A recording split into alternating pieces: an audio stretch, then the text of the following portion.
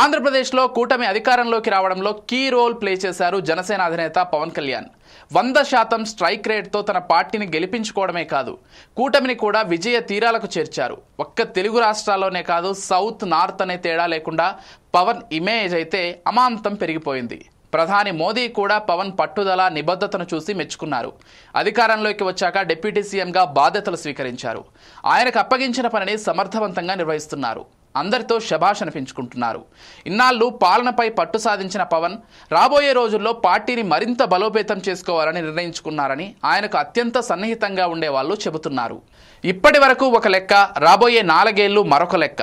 జమిలీ ఎన్నికలు జరిగి ఒకవేళ ముందుగానే ఎలక్షన్స్ వస్తాయి, రెండోసారి పవర్లోకి ఆయన రావాలన్న కసితో ఉన్నారని పవన్ కళ్యాణ్ దగ్గర ఉన్నటువంటి వాళ్ళు కూడా చెప్తున్నారు. ఏడాది కాలంగా తన మంత్రిత్వ శాఖకే పరిమితం అవుతూ దానిపైనే ఎక్కువ ఫోకస్ పెట్టారు. ఇప్పుడు రూట్ మార్చినట్లుగా తెలుస్తోంది.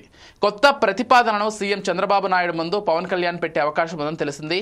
వరుసగా నియోజకవర్గాల నుంచి వస్తున్న ఫిర్యాదులను దృష్టిలో పెట్టుకుని ప్రతి 3 నెలలకు ఒకసారి కూటమి పార్టీల అగ్రనేతలు ఉమ్మడి సమావేశం నిర్వహించాలని ముఖ్యమంత్రిని కోరనున్నట్లు తెలిసింది. సమస్యను వెంటనే పరిష్కరించాలని కూడా కోరనున్నారు. దాంతో పాటుగా పవన్ అనుకుంటున్నారంటే చేస్తారంతే అనేటువంటి చర్చ కూడా ఉంది.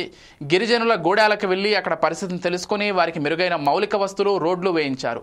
ఇప్పటి వరకు ఏ పొలిటికల్ లీడర్ చేయనటువంటి పనిని పవన్ కళ్యాణ్ చేసి చూపించారు. అందులో భాగంగానే పార్టీని గ్రౌండ్ లెవెల్లో పటిష్టం చేసేందుకు రెడీ అవుతున్నట్లుగా తెలుస్తోంది. మొత్తం మీద పవన్ తన రూటు మార్చి వెళ్లేందుకు రోడ్డు మ్యాప్ సిద్ధం చేసుకుంటున్నారట.